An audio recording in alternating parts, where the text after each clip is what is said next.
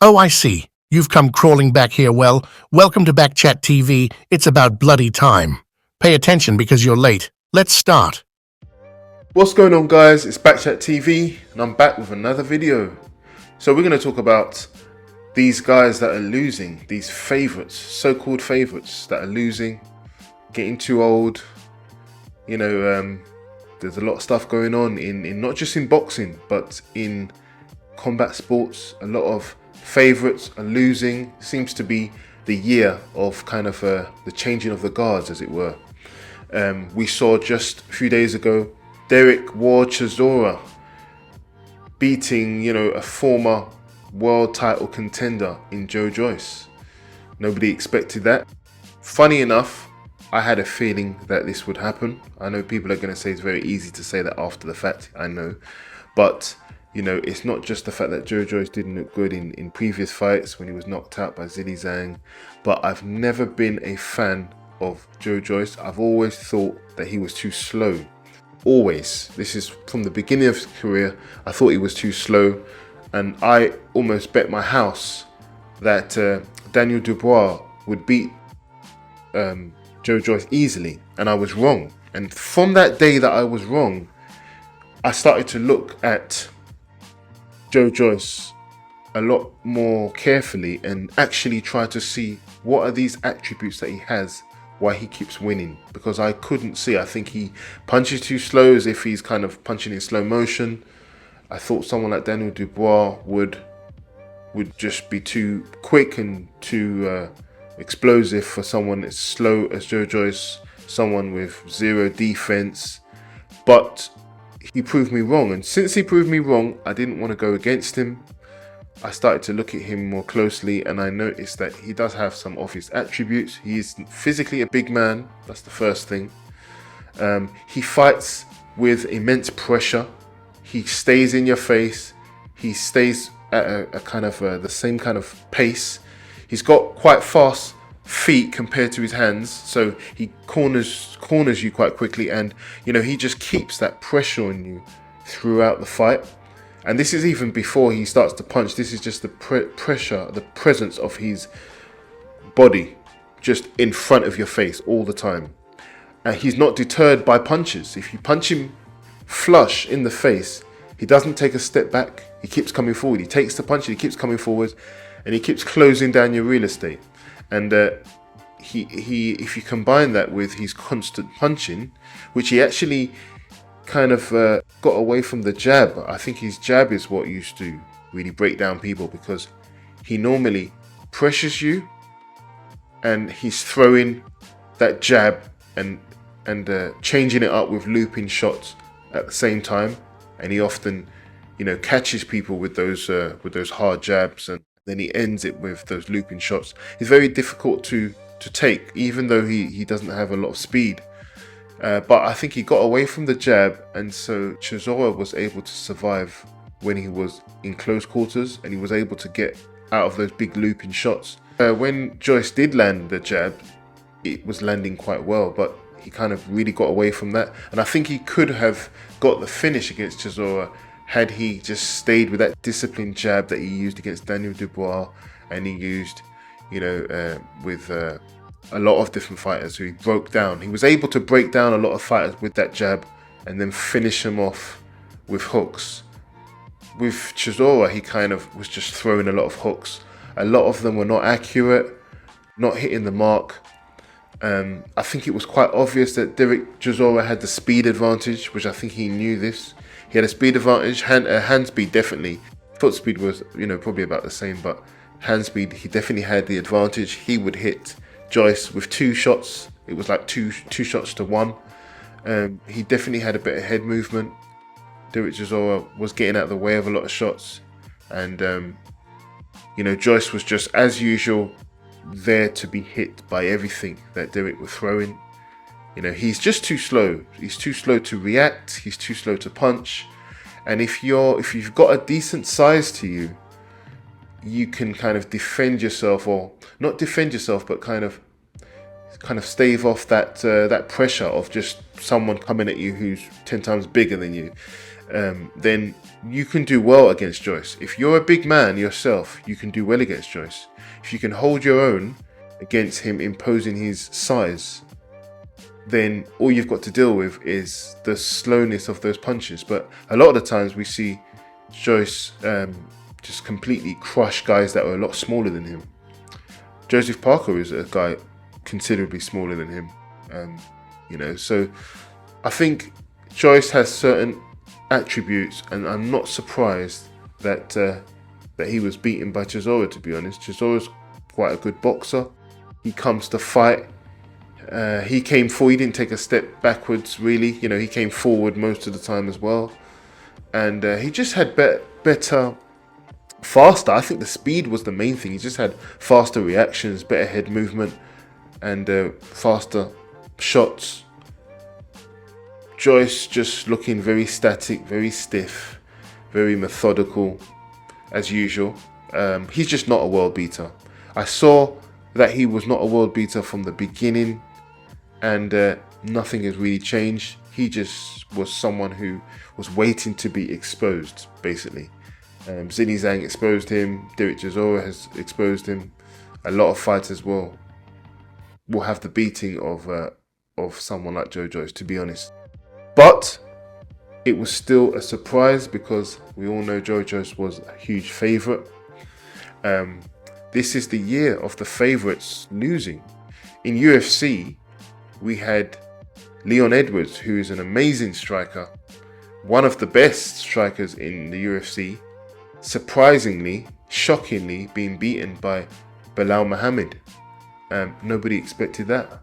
But again, I had a feeling that Belal Muhammad was going to be more difficult than people gave him credit for, because I was starting to see this difference in Belal from when he first had his first fight with Leon Edwards. He changed everything. You can see he's much more muscled, he's much stronger. He's been training with a real good, solid team that have got his body in great shape. It shows in all the wins that Belal Muhammad has had, wins over great fighters like Gilbert Burns, and a lot of good fighters Belal Muhammad has beaten. So he kind of went under the radar. He's been training with Khabib. He's been doing all the right things, and he's on a winning streak. And he just put it on Leon. He put it on Leon in the fight. He didn't give him space. Leon is a guy who takes his time. He likes to establish distance. If you let him establish distance, establish his striking, his jab, his kicks, if you stay at that distance, he'll pick you apart all day.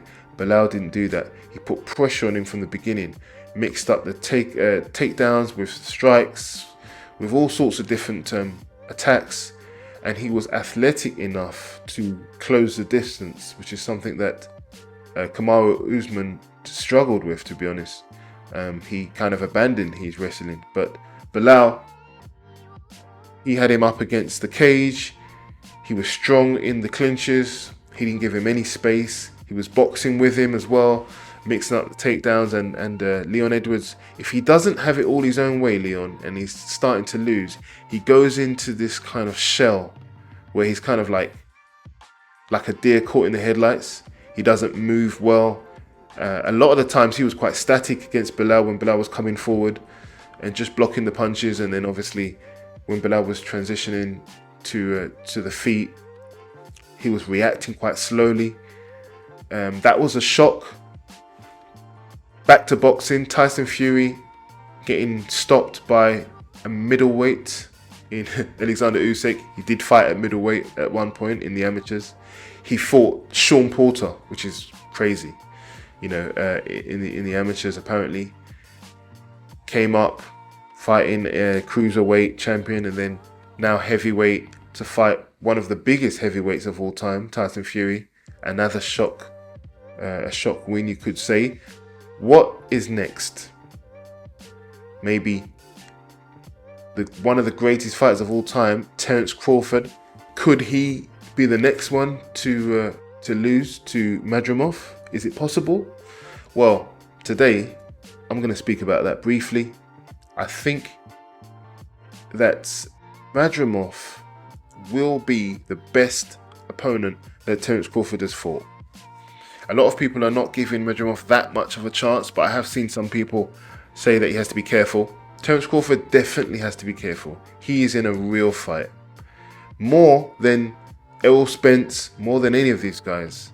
He's in a real fight. Maybe, maybe on the level of Sean Porter, but I think even better. Medrimov has some unique attributes. First of all, he's naturally strong. He's not like these guys that don't have power.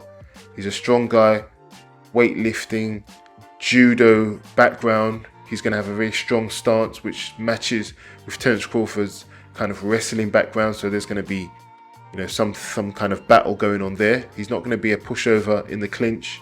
He's naturally a bigger man. I think he's very strong, very athletic, very explosive. He's done a lot of kind of like gymnastics and things like that. You can just tell by his body structure.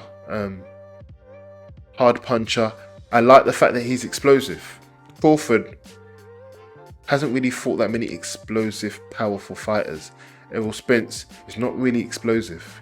He's quite methodical. He gets you up against the ropes and he throws these shots. It's kind of different from Medrimov. Medrimov not going to play by the rules. He's going to close the distance. He's athletic enough to close the distance, and he throws a variety of different shots, and he throws them very fast.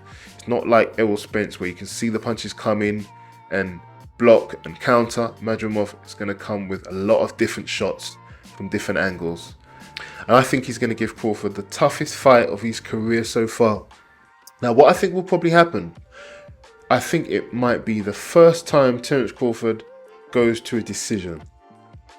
And because I am a Terence Crawford fan, I think Terence Crawford gets the decision. It might be a split decision. It might be a majority decision.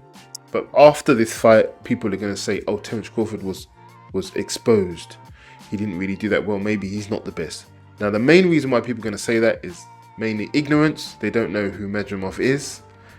They think he's just someone who is a champion because he beat somebody who he should be anyway, and he's in that position, but he's not on the level of Jamal Charlo in his prime or any of these people. Personally, I disagree.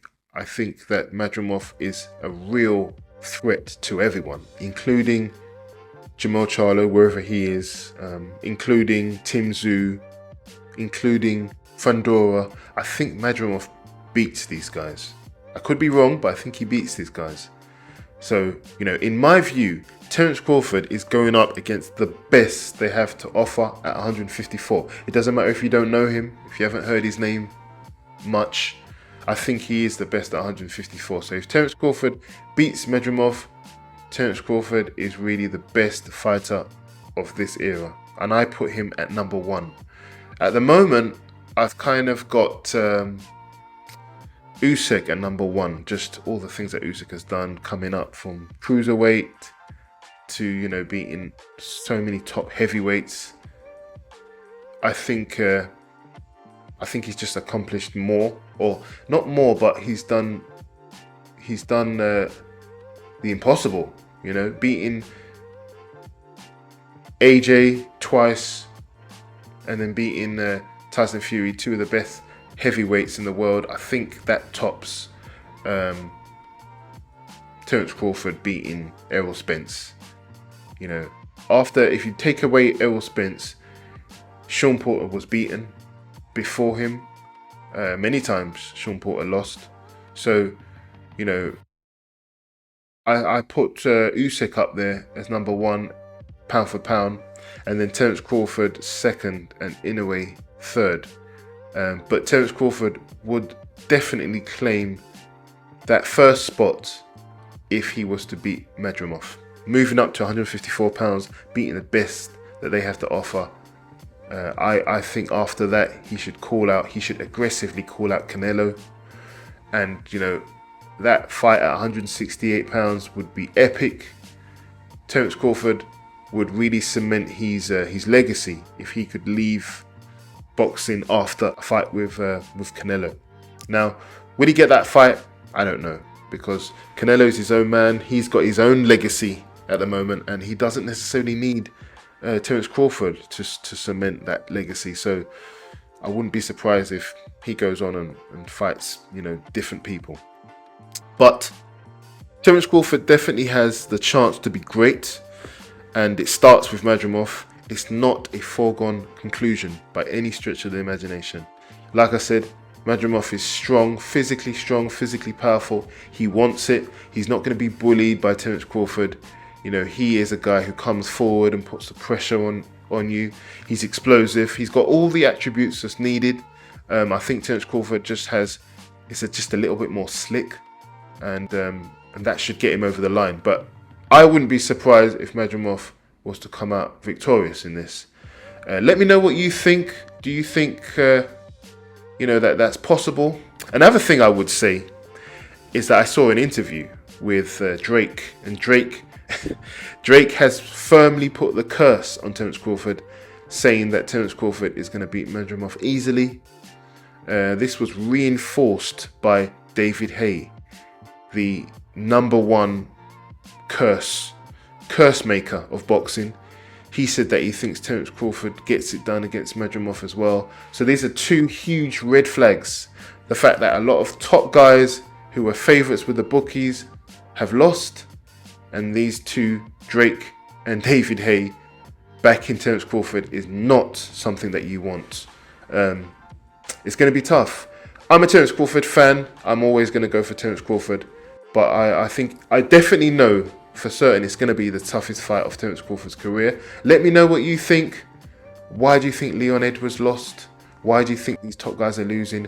How did Derek Chisora, bring the best win out of the bag at 40 plus years old?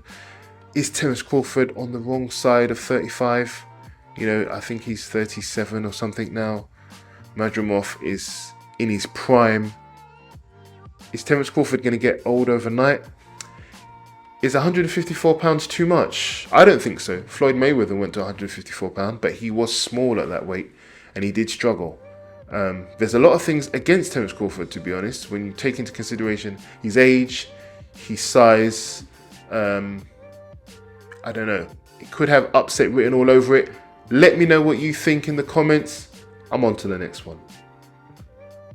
Hey guys, thanks for watching my video, because if you didn't, it might have got really ugly for you. But since you did, I really appreciate that. Don't forget to like, comment, share, and subscribe to Backchat TV Sports. Do it now. I ain't got all day.